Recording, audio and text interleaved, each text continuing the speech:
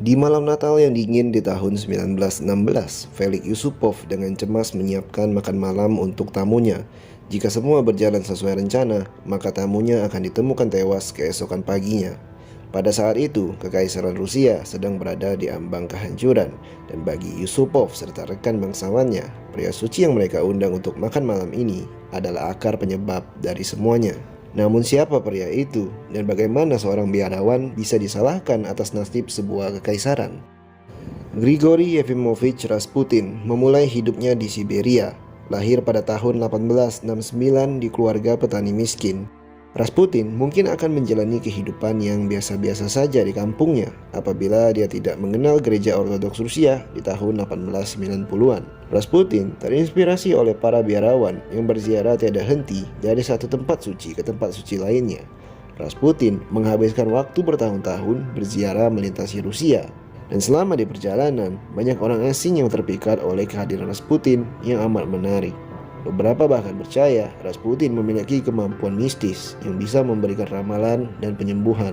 Walaupun sebenarnya Rasputin punya kebiasaan yang sangat buruk, yaitu dia suka mabuk-mabukan, suka mencuri, dan pergaulan bebas. Reputasi Rasputin sebagai biarawan dengan cepat menyebar hingga keluar Siberia dan menarik perhatian tak hanya dari kalangan umum, tetapi juga para pendeta gereja Ortodoks Rusia.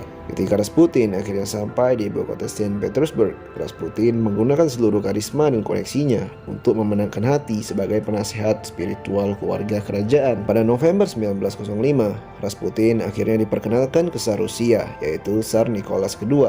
Tsar Nicholas II dan istrinya yang bernama Alexandra sepenuh hati taat pada gereja Ortodoks, tetapi mereka juga percaya pada hal-hal mistis dan supernatural. Dan Rasputin telah membuat mereka terpana akan hal itu. Saat itu adalah masa yang sangat kacau bagi Rusia dan keluarga mereka. Monarki nyaris tidak bisa memegang kendali setelah revolusi tahun 1905. Pergulatan politik mereka makin diperparah dengan masalah pribadi, yaitu anak mereka yang bernama Alexei, sang pewaris tahta, memiliki penyakit darah yang mengancam nyawa yang disebut hemofilia. Ketika kondisi kesehatan Alexei semakin parah di tahun 1912, Rasputin menyarankan orang tuanya untuk menolak perawatan dari dokter, dan akibatnya kondisi Alexei malahan semakin membaik. Hal ini kemudian meyakinkan keluarga kerajaan bahwa Rasputin mempunyai kekuatan gaib yang bisa menyembuhkan penyakit. Akibat hal itu, Rasputin kemudian diberikan privilege di istana. Setelah kejadian itu, Rasputin membuat sebuah ramalan. Jika seandainya dia mati atau keluarga kerajaan menelantarkannya, maka baik anak mereka atau tahta mereka semuanya akan hilang dalam sekejap. Beralih keluar keluarga kerajaan, masyarakat memiliki pendapat yang berbeda mengenai Rasputin. Di satu sisi, yaitu para petani miskin menganggap Rasputin adalah bagian dari mereka karena Rasputin mewakili suara para petani yang sering tak terdengar ke kerajaan. Di satu sisi lainnya, kaum bangsawan dan para pemuka agama mulai tidak suka dengan keberadaan Rasputin. Rasputin tidak pernah menghentikan perilakunya yang memalukan, sehingga membuat mereka mulai ragu apakah benar dia memiliki kekuatan dan menganggap Rasputin hanya ingin merusak keluarga kerajaan. Pada akhir Perang Dunia ke-1, mereka yakin satu-satunya cara untuk mempertahankan ketentraman di Rusia adalah dengan melenyapkan biarawan satu ini. Dengan keyakinan ini, maka Felix Yusupov mulai merencanakan pembunuhan Rasputin. Meskipun kisah mengenai pembunuhan Rasputin ini masih misteri, namun kisah yang paling banyak digunakan berasal dari memoarnya Felix Yusupov.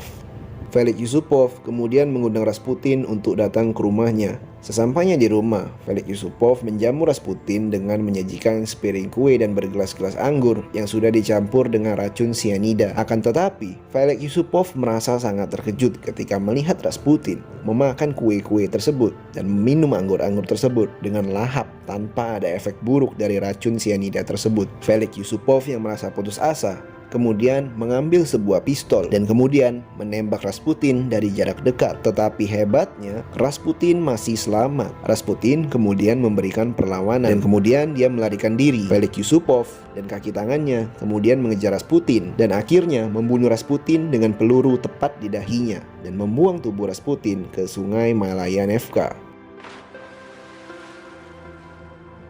Namun, kematian Rasputin bukannya menstabilkan kekuasaan kerajaan. Kematian Rasputin justru membuat rakyat jelata sangat marah. Dan ramalan Rasputin mengenai kekaisaran Rusia benar-benar terjadi. Pembunuhannya segera disusul oleh berakhirnya keluarga kerajaan Romanov beserta kehancuran dari kekaisaran Rusia.